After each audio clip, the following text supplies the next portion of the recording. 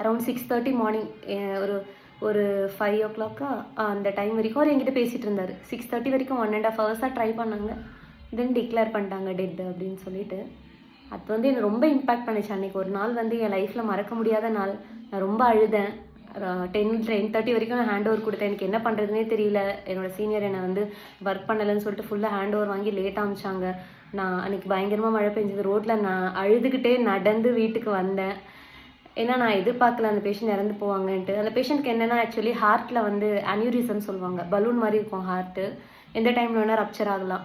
அது அந்த பேஷண்ட் அவ்வளோ சிக்காக இருக்கனால தான் அவங்களை கிராஷ் பெட்டில் வச்சுருந்தாங்க. But I was not having any idea. So nurses எல்லாருமே ஸ்ட்ராங் தான். நர்சஸ் எல்லோரும் ஸ்ட்ராங்காக இருக்கணும் எல்லாம் சொல்கிறோம். பட் ஸ்டில் யாரோட ஒரு பிரச்சனைக்காக, இல்லை ஏதோ ஒரு ஃபேமிலி அழகுனால, இல்லை ஏதோ ஒரு பேஷண்ட்டோடைய கஷ்டத்துக்காக அவங்க முன்னாடி இல்லைனாலும் கண்டிப்பாக நிறைய நர்சஸ் வந்து பின்னாடி கண்ணீர் விட்டுட்டு தான் இருக்காங்க.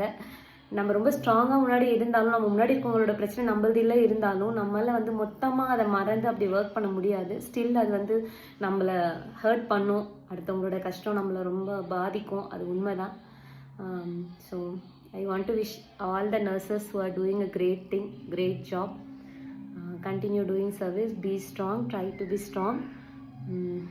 Follow me for more interesting stories.